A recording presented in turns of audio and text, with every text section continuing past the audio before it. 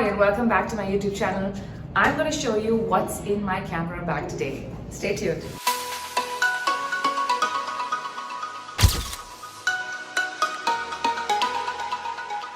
Okay, I'm definitely going to be starting with my camera body that I use at all of my shoots.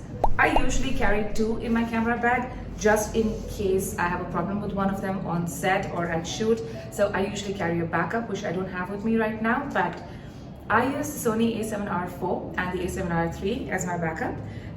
Absolutely love this camera. I've been using it for close to a year, and this is one body that has really made me move very quickly with my work in terms of capture, in terms of performance, in terms of eye tracking. I absolutely love how light it is. It allows me to run along with the subjects, which are children in my case. This is my go-to camera when I'm shooting. Let's talk about my lenses right now. I use about 4 lenses, nothing more, and these are 4 lenses I carry with me to every single one of my shoots. So let's start with my favorite lens, which is the Nifty 50. Sony just launched their f1.2 50mm G Master lens very recently, and it's literally the first thing I ordered as soon as I saw it launch.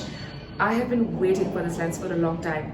Now, one of the reasons why I wanted to jump on getting this lens is because of the aperture. I love that it shoots at such low apertures, which means that I can get some really amazing dreamy portraits out of this one. This is also a lens that I use for almost 70% of my shoot, for most of my shoots in fact, while working with newborns, toddlers and so on. One, it's easy for me to sort of move back and forward while I'm shooting so as to get like full-length portraits versus close-ups versus even landscape. If I was stuck with one lens in any situation, I would prefer the 50mm. Second on my list, which is a top favorite, is the Sony G Master 24mm lens. It's an f1.4, which is amazing for getting landscape portraits. But the reason I love this lens is because it allows me to tell stories. The wide frame allows me to create environmental portraits where I can go up close to a child and capture the environment they're in, or it also allows me to step back and get a whole scene of the entire family doing different things in different parts of the house. The potential of storytelling with 24mm is limitless. So this is definitely second on my list that I have to have with me at all kinds of shoots. Coming to my next choice of lenses, I love the Sony 90mm f2.8 macro lens. This is really special to me because I work with children and we're talking about small features, small little details that I want to capture, that allows me to do that in outdoor shoots, in indoor newborn shoots, and just special moments between mom and child or dad and child that are warm, that are fuzzy, that are dreamy. I absolutely adore what I can do with this against a beautiful golden light sunset, or even indoors when I'm working with newborns against my artificial lights.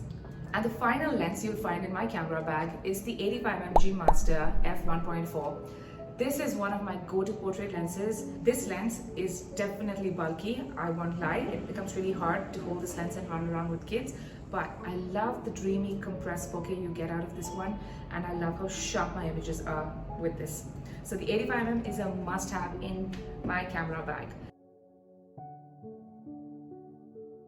Now, even though I just have only 4 lenses, I love using the APS-C crop feature in the Sony cameras that allow me to actually zoom in and get a better focal length from each of these lenses. So while I'm only carrying 4, I actually have focal length of over 8 lenses. So I have a lot of variety in here, and this is enough to get me going across all situations that I face with the genre of child and maternity portraits. Now that you've seen my camera choice and my lens choices that I carry in this bag, I have a whole bunch of other knickknacks in here that make the bag heavier but make my shoots a lot easier, and they're all playing a very important role while I'm shooting.